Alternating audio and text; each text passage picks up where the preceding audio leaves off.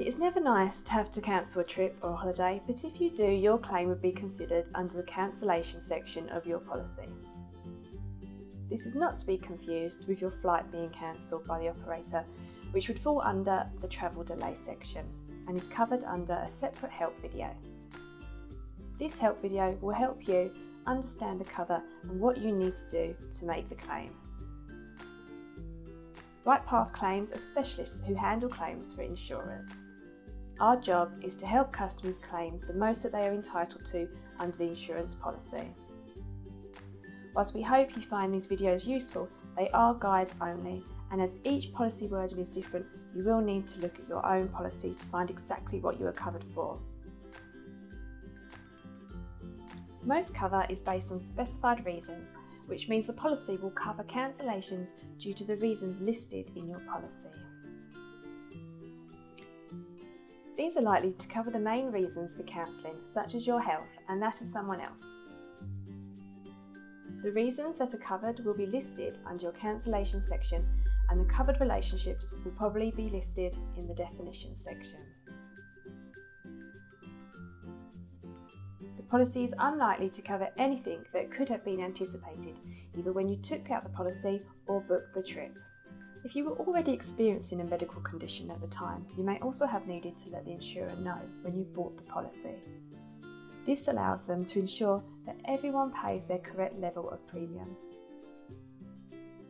Insurers will only consider the cancellation costs that were applicable at the time it was clear you would need to cancel. So if you delay your cancellation and as a result you now owe more money, the insurers are unlikely to consider that increase in cost. So our first advice is to ensure you do not delay cancelling. If you are ill, contact your doctors. Insurers pay out millions of pounds each year, so they need some evidence to support that they are only paying valid claims. Check your policy to see what the excess and limits are. These are likely to apply per person. The excess is the first part of each claim which you are responsible for.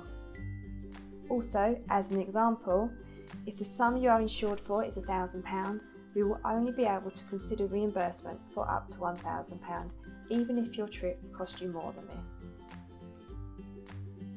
You will need to send to us your booking invoices to show when you originally booked and who was going. When you let the travel providers know you can't travel, ask them for a cancellation invoice. This is an important document as it does two things. One, it shows that you didn't travel, and two, what refunds, if any, are due. We will also need some evidence of the need to cancel. If this is due to a medical condition, we may ask you to get our medical certificate completed by the doctor. If cancellation is due to death, sometimes we may be able to accept a copy of the death certificate. Lastly, as we aren't your insurers, we may also ask for your proof of insurance. There you have it. We've talked all about cancellation cover, what you need to do and what you'll need to send. Hopefully you found this useful, but if you do have any further questions, please check out our other FAQs or give us a call. We're here to help you.